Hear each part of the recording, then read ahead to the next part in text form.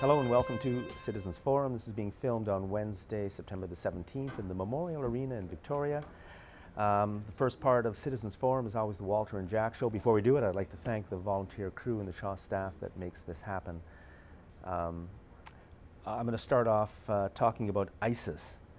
And I've actually got something written down here because if I don't write it down, I won't remember what I want to say. So I'm sick and tired of Canada's corporate-owned media lying us into wars. In a democratic nation, citizens have to know the whole truth. And the truth seems to be that ISIS is controlled by the US government, or at least that's a possible truth, as possible as anything else we're being told. Doesn't that deserve a mention somewhere in the Globe and Mail or CTV News or CBC National News that ISIS is being run by the United States government? Doesn't that deserve a mention before these people lie us into another war?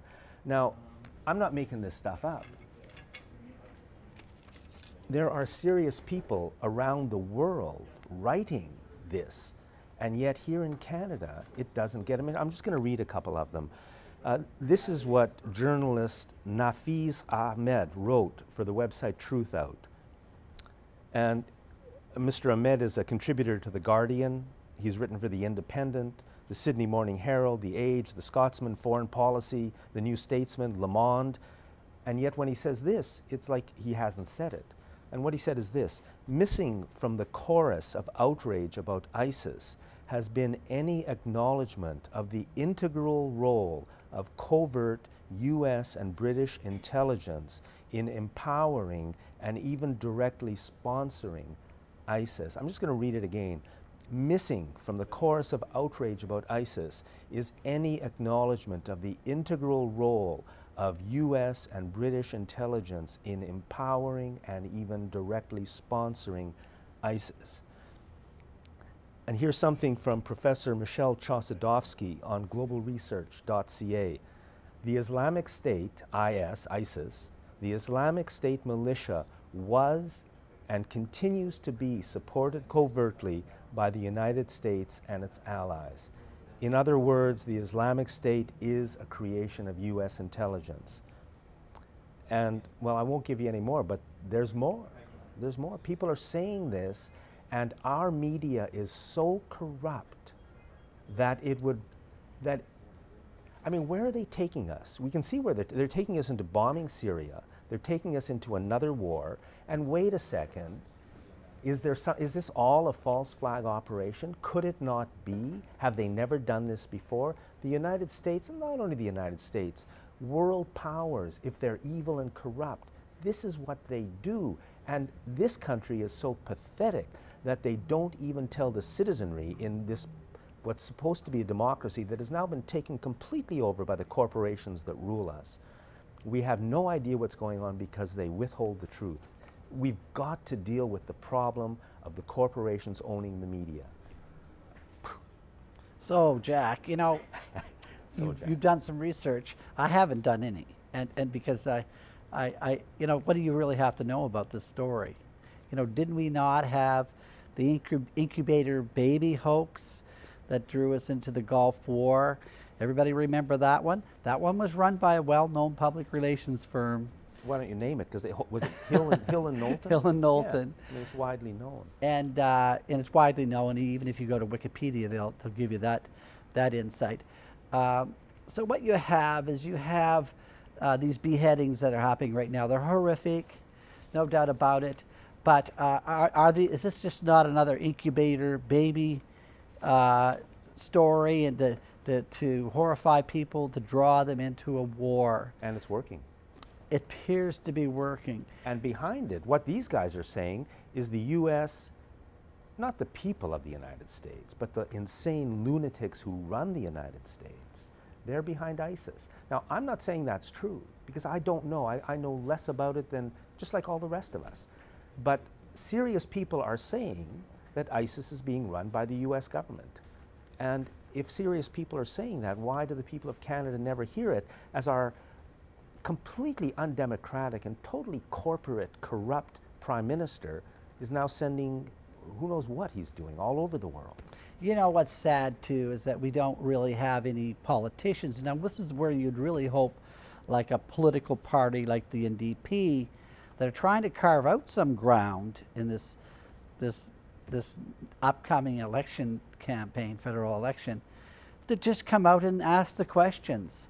You know, why are we sending soldiers into Syria or Iraq as what do they call them, advisors in quotation marks? Why are we getting drawn into this conflict? You know, I come from a place where war, to me, is wrong, fundamentally wrong. War is a political decision. To kill people is a political decision. What great insight does Stephen Harper have about what's happening in the Middle East that would give him the authority to send people into harm's way? It's needless, and it's fundamentally and morally wrong. Especially if the enemy is being controlled by your own side, and they're committing these horrific murders in order to give the leadership of the United States the excuse they want to go into yet another war. I mean, this is very scary and dangerous stuff. And I mean, I accuse all the media in this city and all the media in this country of deliberately lying to Canadians on issues of war and peace and life and death. And they do it on all the important issues. It never ends, they never stop. Well, you know, hopefully enough people will find out, Jack. I hope a few people watch this show and get critical. You know, I'm always hopeful that we could have a breakthrough one way or another. And, you know, people just have to get critical about all this stuff. What I do when I see something in the media, I'll just turn it upside down. Whatever they're saying, I'll think the opposite, and most times you're much closer to the truth. And you don't really have to get too much more sophisticated in your analysis. So, Mr. Bakken, maybe you can introduce him. I brought a book today, and I don't know if we can get a shot of that. And it's titled Childhood Under Siege, written by Joel Bakken. And Joel is a Rhodes Scholar, three different law degrees, one from Oxford, one from Cambridge, and also the author of The Corporation, a well-known previous book that turned into a movie. This is, I think, the reading that people should be doing if they want to know about what's happening in the real world. And Joel Bakken is really going after the corporations and especially the pharmaceutical companies for their activities. Now, I would like to just read very briefly, just a couple of points. So he's talking about what the corporations are doing to children. Exactly, and I'll just read a couple of the headings. A massive and growing kid marketing industry is targeting children with increasing callous and devious methods. More and more children are taking dangerous psychotropic drugs that never existed up until the mid-'80s, and now millions and millions of kids are on psychotropic drugs. That's behavior modification. We have children's chronic health problems, including asthma, cancer, and autism, and birth defects are on the rise while this corporate attack is on children. Children as young as 5 years old are working illegally in the United States and also in Canada. We have the laxest child labor laws in the world. And public schools, which is another interesting point he's making, are becoming lucrative private sector markets as education is harnessed to the immediate and self-interest in needs of industry, and learning is increasingly regimented and standardized.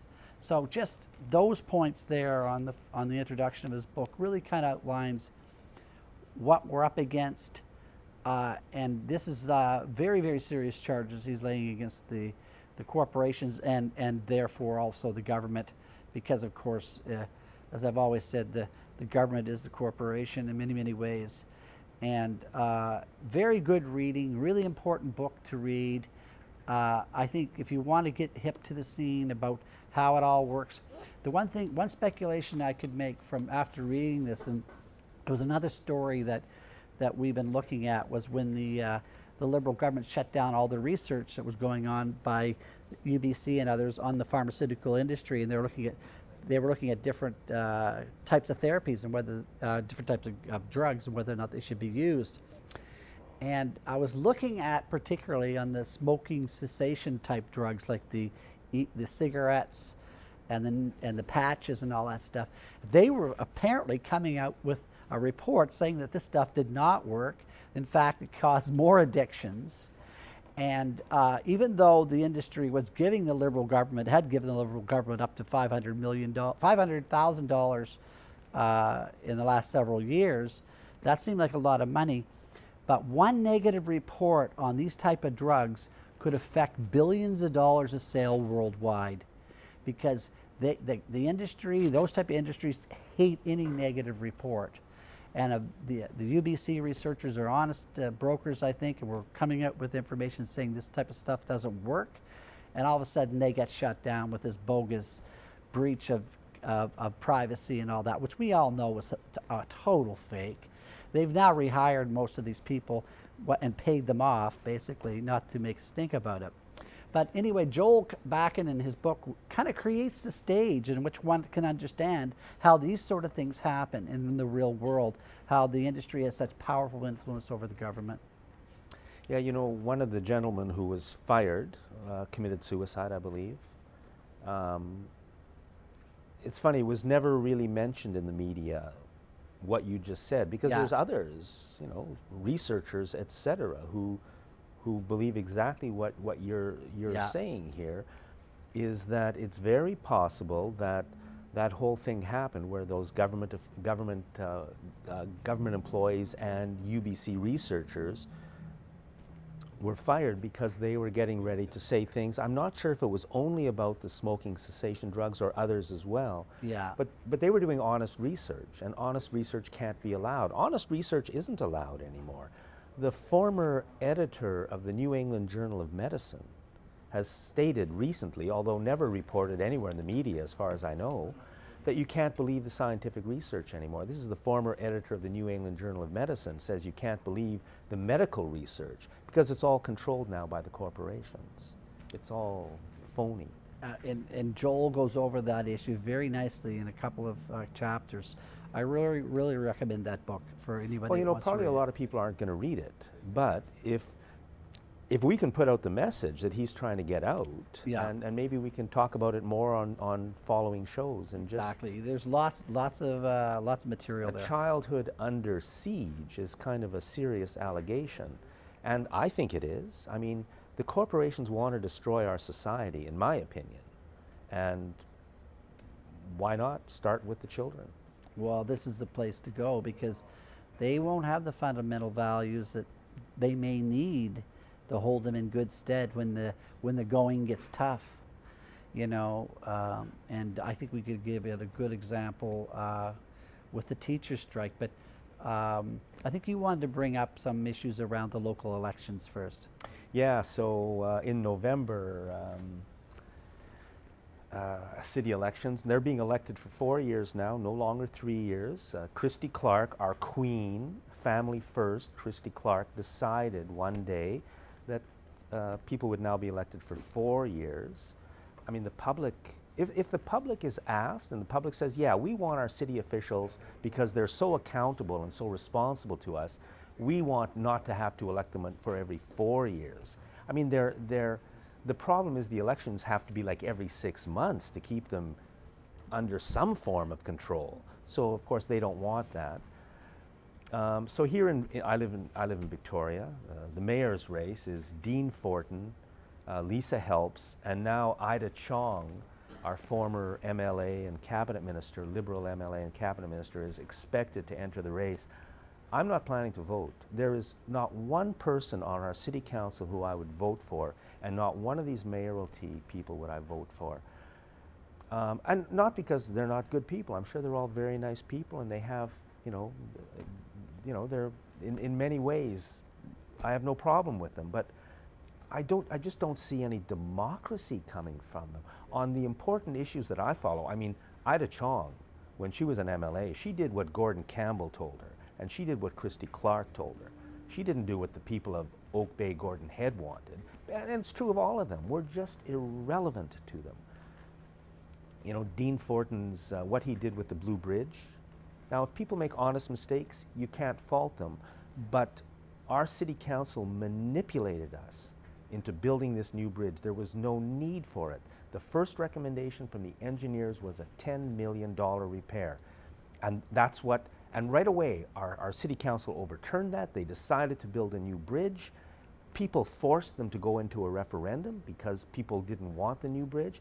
And they created a scenario where they told us it was going to cost more to repair the old bridge than to build the new bridge. Well, the old bridge, it was less than $10 million to repair. Those were the original numbers from the engineers. We're now up to $100 million, right? $10 million to repair. We're now up to, and the media does not criticize Dean Fortin over this. There's no criticism. Why not? Because this is the agenda. There's a business and corporate agenda in this city. The media is part of it, and the politicians are part of it. And as long as you're doing what they want, they'll protect you. I mean, when it comes time to throw you under the bus, they'll do that too. But right now, you know, Dean Fortin is doing what they want, on sewage treatment as well, fully supportive of $1 billion stupid plan. And the others, I mean, I wouldn't vote. Well, you know, the thing is, not voting is a vote in itself, isn't it? I just don't know how you're going to be able to differentiate between those people who are just too lazy to vote and those who have burning passions and can't look at these candidates and say, I support any of them. I just refuse to participate anymore in this fraud that they keep telling us is a democracy. That's why I'm not voting. I just will not participate in it anymore. Well, hopefully we can prod some of these candidates into taking more progressive stances, and hopefully we can find out about what they stand for. Oftentimes you don't know what the heck they stand for, and they seem to get around all the hard issues. Then afterwards they all decide, oh, we're going to build the bridge, or we're going to build an $800 million sewage treatment plant. I can't ever remember that debate going on anywhere in the public. So I mean, it just seemed to be a fait accompli after the election. But anyway, very serious issues. I'd like to bring up the teacher strike and mention it because we have. We're not calling it the teacher strike. It's the, you know, yeah, exactly. Give it a name. Give it a name. The corporate attack on public education. Yeah, that would be just as well. But you know, there has been a 6-year agreement. So 6-year agreement, maybe, and the teachers are voting on it tomorrow. Tomorrow, to be ratified. That's very, very important to note. There's a pretty hot debate going on online about ratification. It's not as rosy for the teachers as one might wish it would be. The E80 proposal the government had always on the table, which said no matter what happens, we're going to retain the right to ignore the courts and ignore the teachers. Apparently that's not completely gone away. It's in a different form of language, but nevertheless it's open for negotiation after the courts rule for the third time in this case. You mentioned earlier the pay increase the teachers were getting. Well, that was always a big debate as to what they were going for. By the way, what the teachers were asking for and what they got is like, you know, it was just piddly, hardly any difference. But it was so it never wasn't a real issue. 7.2%. Well, they went without a contract for 3 years now, so it appears they're going to get 1 year retroactive. That would make it 8 years, 2 years back, 6 years in advance. They got a 7.2% increase, which puts them in under 1% per year increase, would put them probably one or so if you add in the years where they didn't, in the past, where they didn't get any pay increase. So, and that's true of all working people now, all unionized workers and a lot of working people everywhere. We're not able to keep up with inflation. And that's being, you know, portrayed by the politicians, all of the politicians, NDP as well as the Liberals, and the media as, you know, while somebody else is pocketing all the money. Royal Bank, $2.4 billion in profits in 3 months. We could go over some other crazy stuff that the government has said about having to raise our taxes and all that, and when you realize, well, they just ripped you know, billions of dollars out of our tax base and paid their friends off and the elites. That's where we used to get money like that. So anyway, did you have something else you wanted to bring up, Jack? Or no, carry on with? Well, the other topic I brought was we should talk a little bit about the imperial mines / liberal government environmental disaster and cover-up. Right, which is what most people know as Mount Polly. Mount but Polly. Really, yeah. But the imperial mines, I have a hard time figuring out whether or not they're actually going to clean up that mess. They don't seem to be moving very fast in that direction. And you know, it seems to have fallen off the radar in the discussion. We have a gaping hole in a dam leaching poisonous things into the water system as we speak. It is a huge environmental disaster, and it's like it's completely forgotten. The media has no time to discuss it anymore. Yeah, and I think we have to, the citizens of this province have to pick up the slack here and start demanding monitoring of the water quality all the way from that mine right to the mouth of the Fraser and beyond, because that's what's being affected for generations. And we should be monitoring this water in every way we possibly can to understand the changes that are going to happen in the next few years as all that toxic material leaches into the water systems and eventually down those rivers. One of the biggest mining disasters in world history. Is anybody going to jail? You know, Yeah. Is anybody going to jail? It's very troubling that we're going to have to put up with that, and our children and their children will be feeling the results of that catastrophe. And a lot more catastrophes to come with Families First, Christy Clark running this province for the oil and gas boys. We're out of time. Walter, thank you very much. Always a pleasure, Jack. Thanks for watching this segment of Citizens Forum. Welcome to segment 2 of Citizens Forum, being filmed on Wednesday, September the 17th. Our guest in this segment is Jeremy Arney. Jeremy is the leader of the Canadian Action Party, which has been around for a long time. I think it does great stuff. Most people don't know too much about it. So Jeremy, the Canadian Action Party. Thank you, Jack. Nice to see you again. The Canadian Action Party has been around since 1990 odd.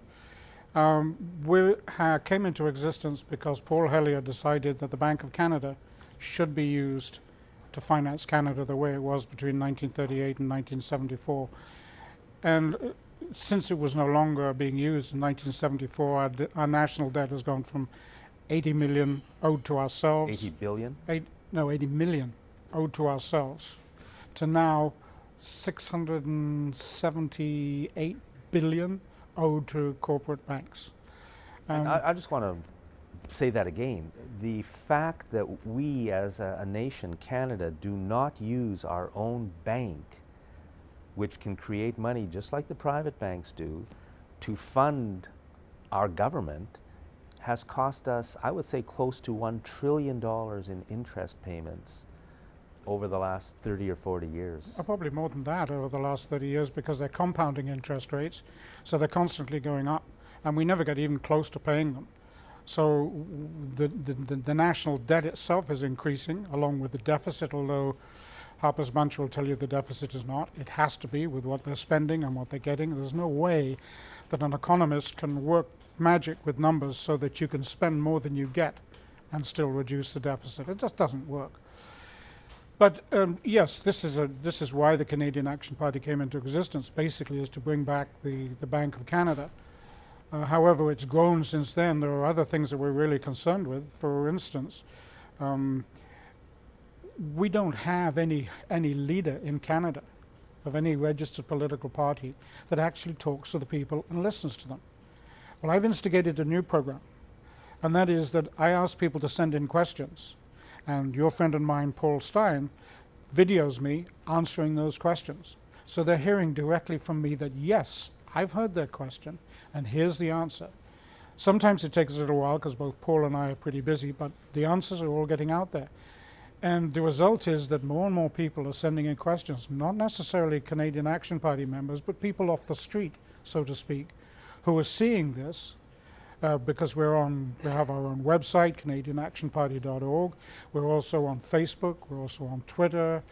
We're also on YouTube. So anybody who's playing with any of those media forums, if you wish, and comes across us, sees this, and if they think, hey, I wonder about, here's the answer.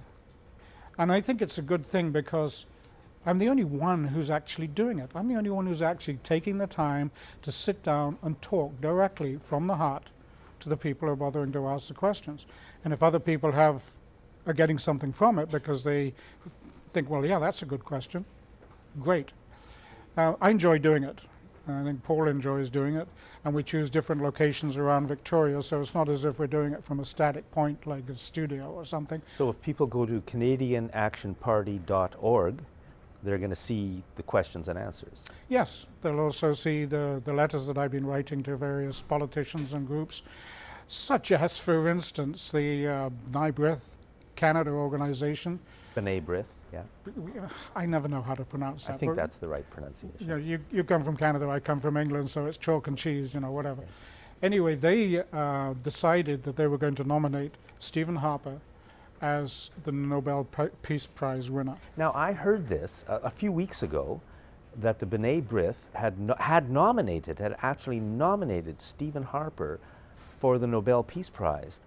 And I mean, I thought first that it was a joke, and I never saw anything in the media about it. I never heard a mention, but I've asked around, and I think that B'nai B'rith actually did nominate Stephen Harper for a Nobel Peace Prize. I believe they have, yes. I wrote to them and explained why I thought this was absolutely absurd, and this was before the introduction of 69 boots on the ground into Iraq, which is a warlike attempt anyway. I mean, this man's supposed to be for peace, and he's sending people and troops into a war zone. But anyway, I wrote to the B'nai B'rith, and I didn't, whatever you want to call it, didn't really expect to get an answer, but I did from the people who follow my letters. And one of them actually said, have you thought of writing to the Nobel Committee? And I had, and it was really a question of time to research. So I've written to them as well. And that is all, should be, if not already, should be up on the website. So if anybody's interested in my views on Harper and the Peace Award, go to the website. It's right there.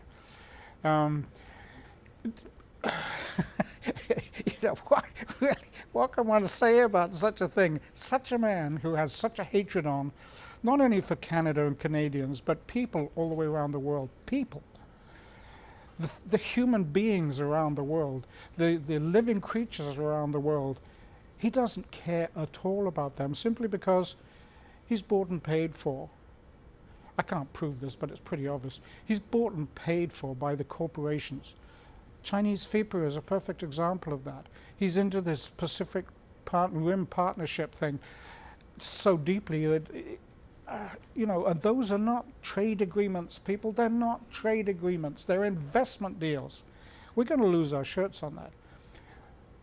I wrote to FAST, amongst others, saying, if I was a Chinaman with lots of money, I would have spent the last 2 years selecting which Canadian companies I wanted to buy. I'd have made a wish list. And I've had 2 years to do it. Now, as of the 2nd of October, basically, I can put my wish list into effect. That is just me as a Chinaman with money.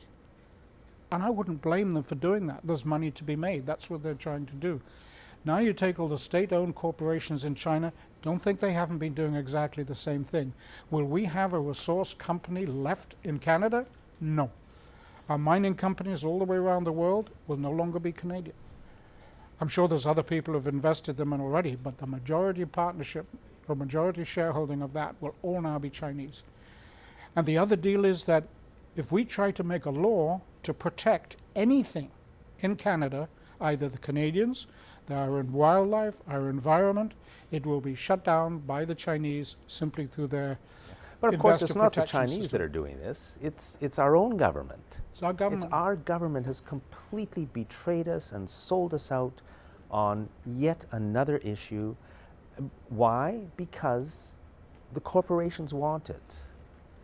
Not necessarily Chinese corporations, but the world's corporations, the biggest corporations in the world want that deal to be signed.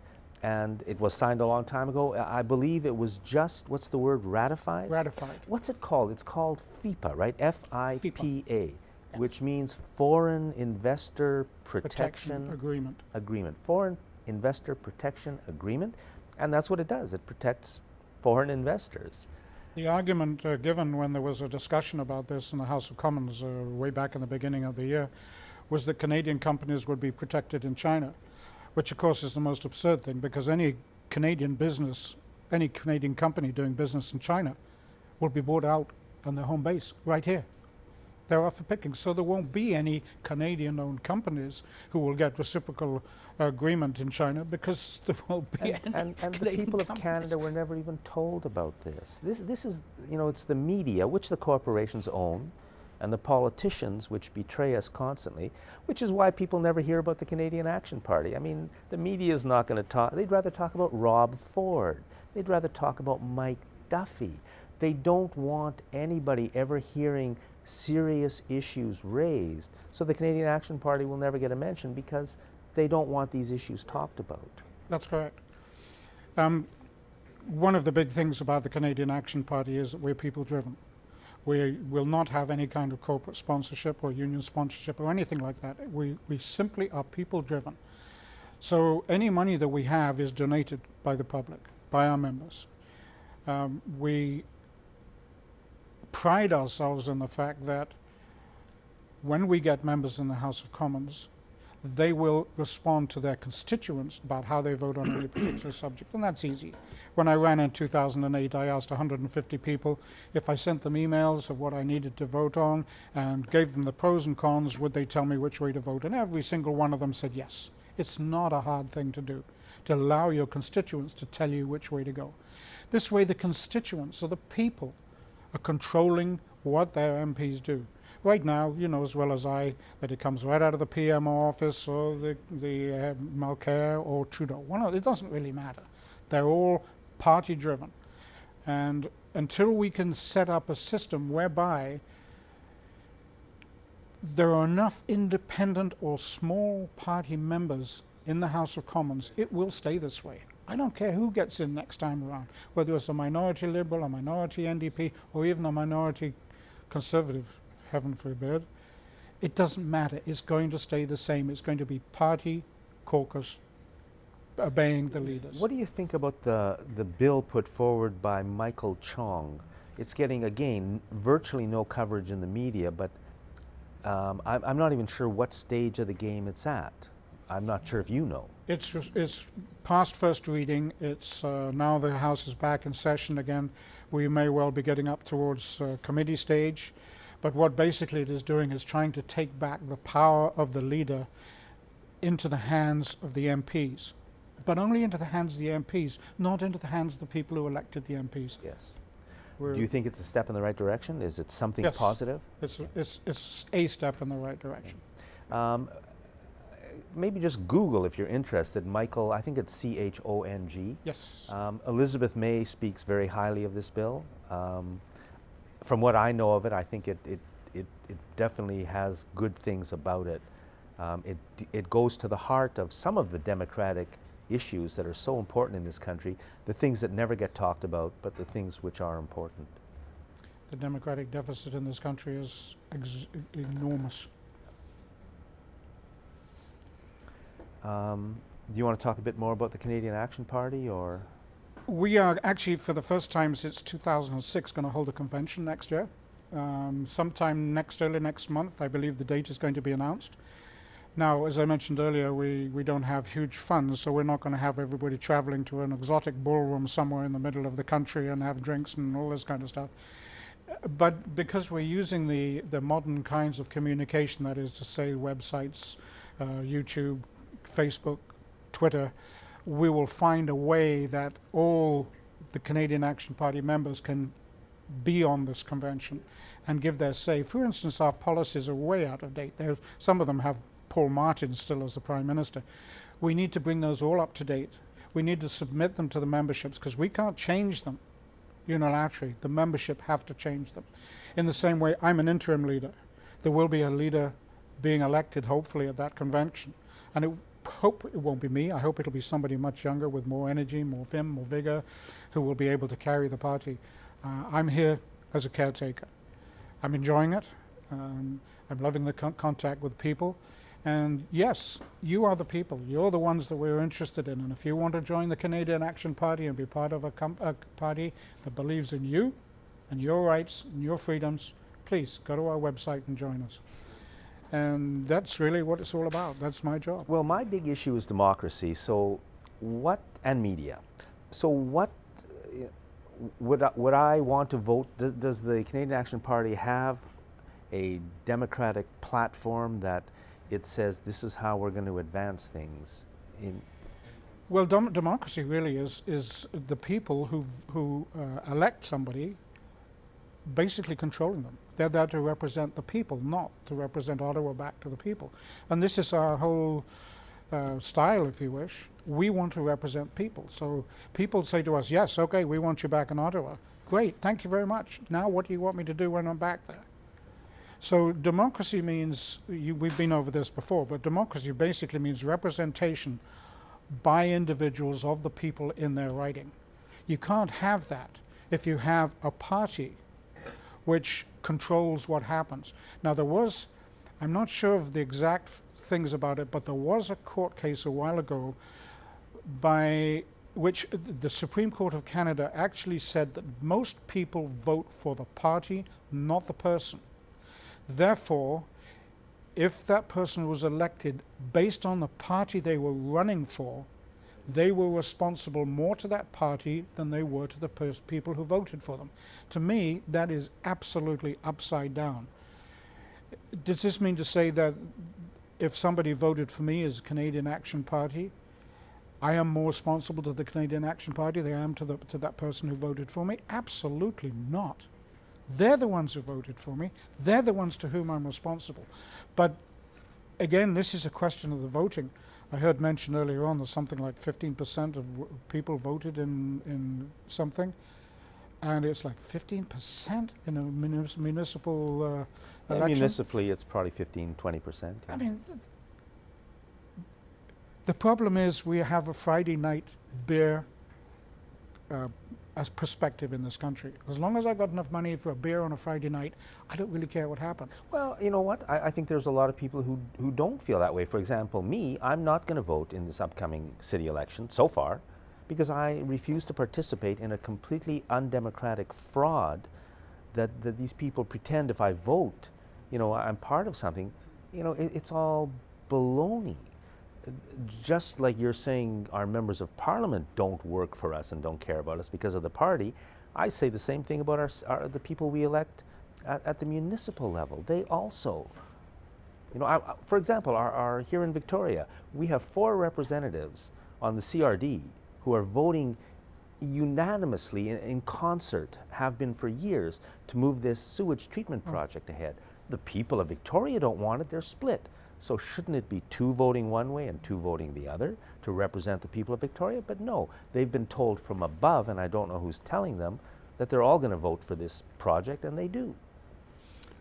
Money, money, money, money. I think on that particular subject, what we need is a referendum. But I'm not sure that it's not too late already. They've started building pipes out by where I live at Christie Point. They've come round Shoreline School, and it looks as if they're heading right for the gorge, which has just been cleaned up over the last 10 years so people can actually swim in it now, which they do every summer. I swim in it myself periodically. It's beautiful to swim in. But they're now talking about putting a sewage pipeline right down the gorge. Oh, this is what appears to be happening because that's exactly where that pipe is heading. What is going on? And have the public agreed to this kind of money? Have the citizens of Greater Victoria? People at the top don't care. We're out of the loop. Anyways, the Canadian Action Party, Google it and find out what's going on. I personally, I don't think, the Conservatives, the Liberals, the NDP, there's not much democracy there. And at least, the idea that the people who vote, the voters, the citizens, should have the power to control the people we elect is very important. I think it's very important. I think it's essential. If we're to even get close to democracy again, it is absolutely essential. And the idea of using the Bank of Canada is also very important. It's also very dangerous for whoever does it, because it's happened in the past where people have tried to do that, and it's Well, Kennedy was going to start doing that. yeah, Look what happened Gaddafi, to him. Yeah. same deal. He wanted to institute a federal bank of South Africa owned by the Africa owned by the Africans. Look what happened to him. Jeremy Arney, thank you very much. Thanks for having me, Jack. It's always a pleasure. Yeah, thanks for watching this segment of Citizens Forum. Welcome to the third segment of Citizens Forum. I'd like to thank again our volunteer crew and the Shaw staff that makes it all happen. This is being filmed on Wednesday, July 9th. Our guest in this segment is Bo Filter. Bo is the author of the book, The Cause of War and Aggression, Wars and Aggression.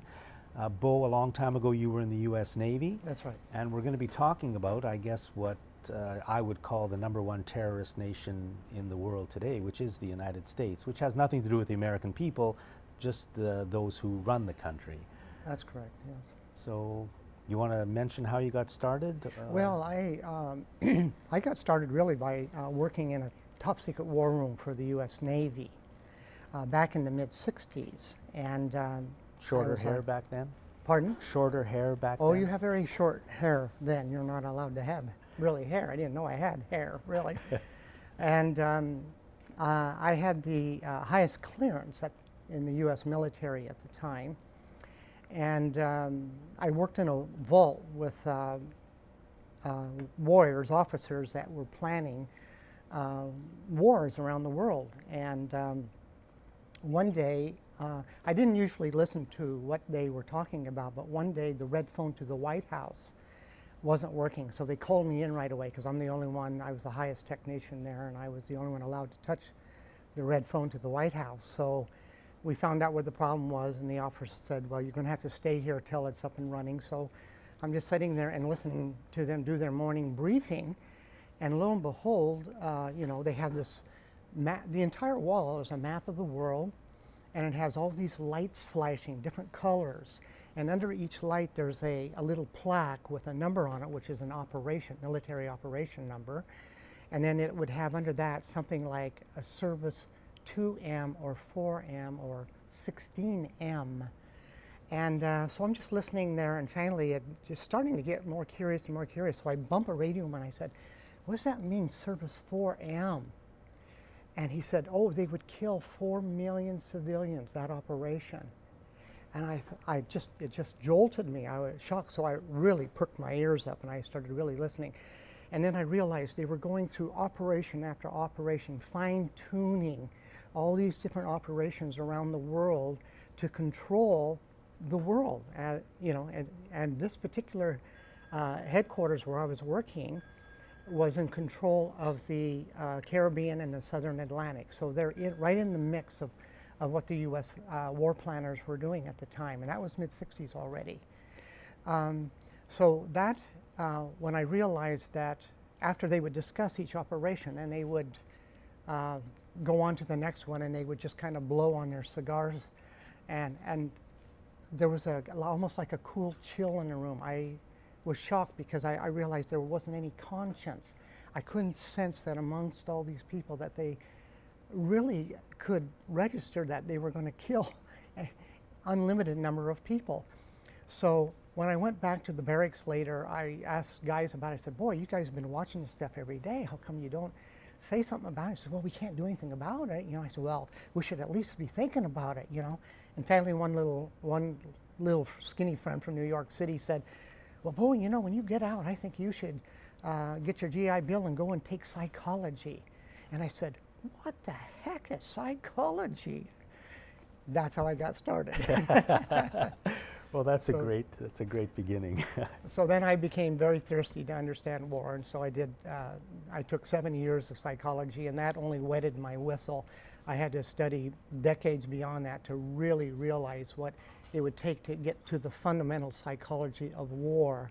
And I don't mean just one war, I mean wars from the past, present, and what they're going to continue to do. What kind of psychological features are engaged in this? And so when you say, you know, the biggest terrorist group now, the United States, well, I can certainly can back that up from what I saw in that war room. So now you wanted to talk a little bit about Ukraine because that's something that's happening right now. The story we're being told in our media and by our politicians is a story. I've learned through many wars that they've led us into and caused that I've stopped believing anything they say.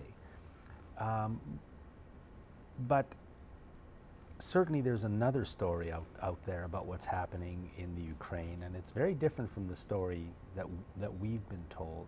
And I don't know where you want to go with it, but...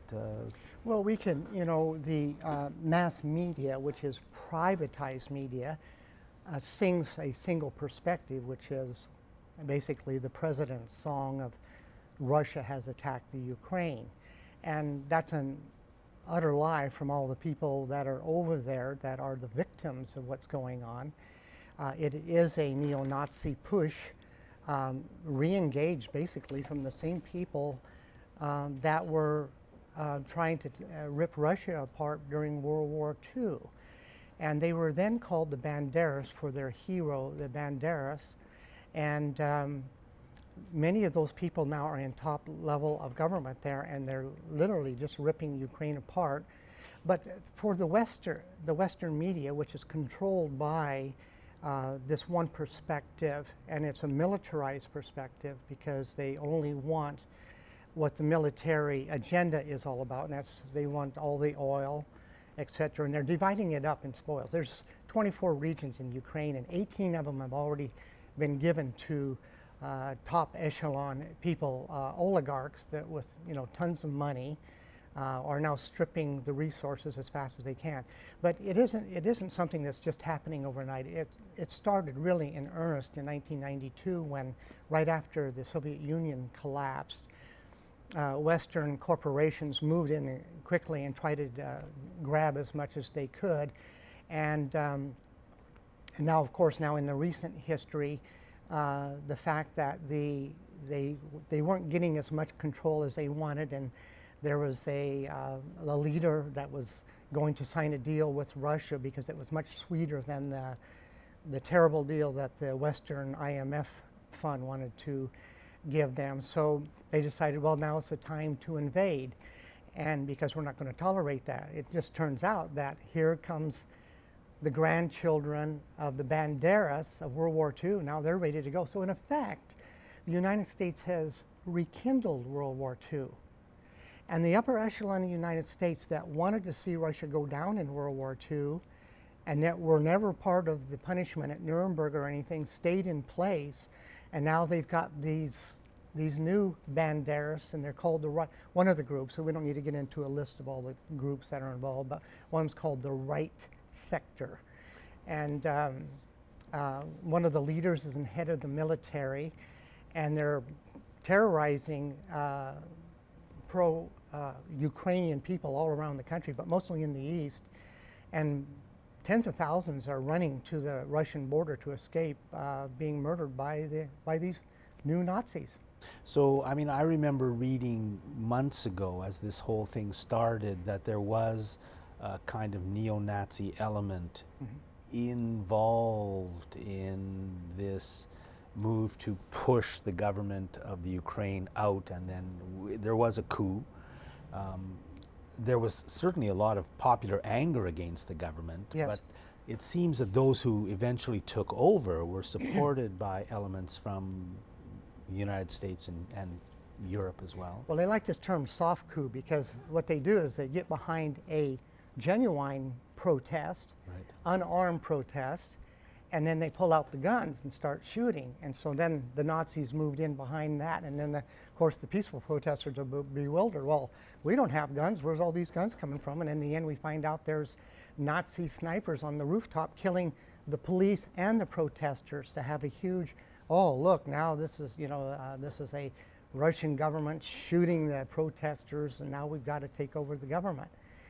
But that's right. The way it was portrayed to us, as I recall, and I wasn't watching a lot of television at the time, was that the former government of the Ukraine was guilty of shooting people.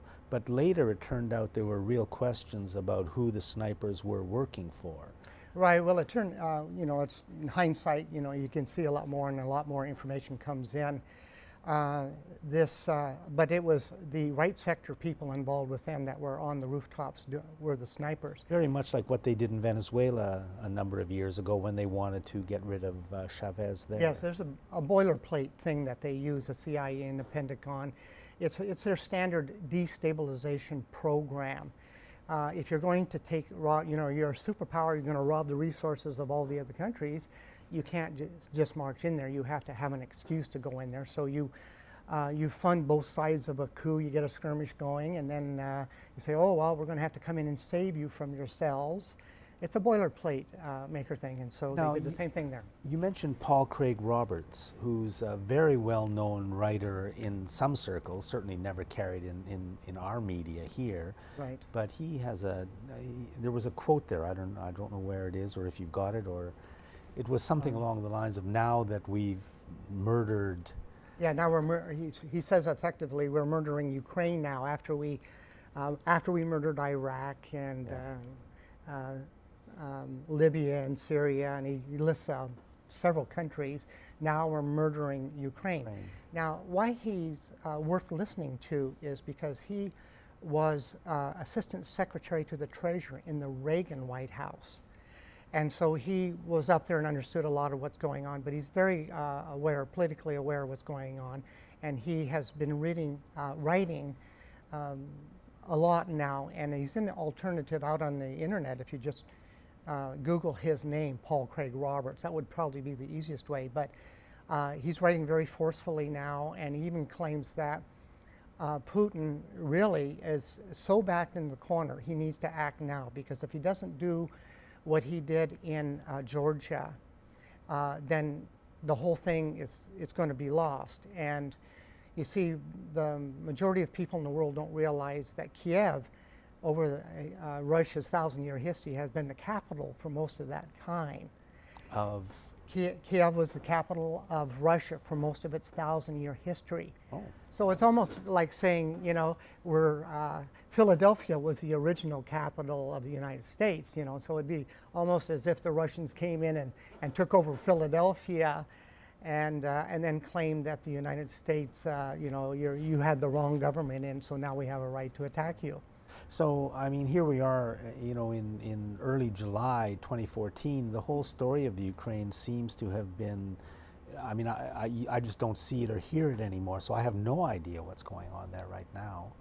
Well, right now, the right sector, the Nazi government, which is backed, by the way, by Stephen Harper, he was the first one to go over there and shake hands with all the new Nazis in power, and then use their slogan, which is a salute to Bandera, Stefan Bandera of World War II.